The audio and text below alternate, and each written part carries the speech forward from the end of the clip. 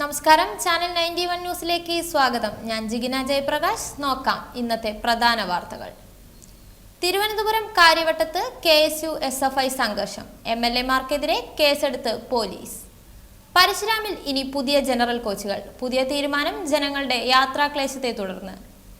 കോളേജുകൾ നിർത്തിവെക്കുമെന്ന് മാധ്യമങ്ങളിൽ വന്ന റിപ്പോർട്ട് വസ്തുതാപരമല്ല. ഇത് ദൗർഭാഗ്യകരമെന്ന് മഹാത്മാഗാന്ധി സർവകലാശാല അധികൃതർ. പോസ്റ്റ് ഓഫീസ് വഴിയുള്ള പെൻഷൻ മുടങ്ങും. പകരം ഇനി മണി ഓർഡർ വഴി. ജോലി സമയത്ത് റീലെടുക്കൽ, കാരണമറിയിക്കൽ നോട്ടീസ് ലഭിച്ച് റവന്യൂ വിഭാഗത്തിലെ ജീവനക്കാർ. വാർത്തകൾ വിശദമായി. തിരുവനന്തപുരം കാര്യവട്ടം ക്യാമ്പസിലും ശ്രീകാര്യം സ്റ്റേഷനു മുന്നിലും SFI KSU പ്രവർത്തകർ തമ്മിൽ സംഘർഷം.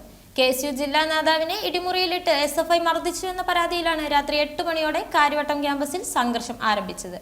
മർദ്ദിച്ചവരെ അറസ്റ്റ് ചെയ്യണമെന്ന് ആവശ്യപ്പെട്ട് ശ്രീകാര്യം സ്റ്റേഷനിലെത്തിയ KSU പ്രവർത്തകരും SFI പ്രവർത്തകരും വീണ്ടും ഏറ്റുമുട്ടുകയും MLA M വിൻസെന്റിനെ SFI പ്രവർത്തകർ കയ്യേറ്റം ചെയ്യുകയും ചെയ്തു. MLA-മാരായ ചാണ്ടി ഉമ്മൻ, M വിൻസെന്റ് എന്നിവർക്കെതിരെ കേസെടുത്ത് പോലീസ്.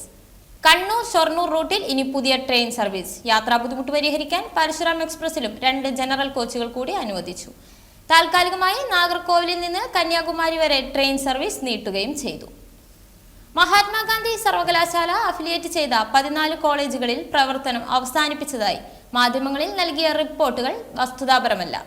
സംസ്ഥാനത്ത് ഏറ്റവും അധികം സ്വയംഭരണ കോളേജുകളുള്ളത് MG സർവകലാശാലയിലാണ് എന്നിരിക്കെയാണ് സർവകലാശാല അധികൃതരെ ബന്ധപ്പെടാതെ മാധ്യമങ്ങളിൽ വസ്തുതാപരമല്ലാത്ത വാർത്ത പ്രസിദ്ധീകരിച്ചത്. ഇത് ദൗർഭാഗ്യകരമാണെന്ന് മഹാത്മാഗാന്ധി സർവകലാശാല അധികൃതർ അറിയിച്ചു. സംസ്ഥാനത്ത് പോസ്റ്റ് ഓഫീസ് വഴിയുള്ള പെൻഷൻ മുടങ്ങും. പകരം ഇനി മണി ഓർഡർ വഴി ഇവരുടെ വീടുകളിൽ പെൻഷൻ എത്തും. സംസ്ഥാനത്തെ പോസ്റ്റ് ഓഫീസുകൾ വരുത്തിയ ഗുരുതര വീഴ്ചയാണ് തടസ്സത്തിന് കാരണം. പെൻഷൻ തുക മണി ഓർഡറായി കൈമാറാൻ കേന്ദ്രം തയ്യാറാക്കിയ പോർട്ടലിൽ പോസ്റ്റ് ഓഫീസുകൾ രജിസ്റ്റർ ചെയ്യാത്തതിനെ തുടർന്നാണ് പെൻഷൻ മുടങ്ങിയത്.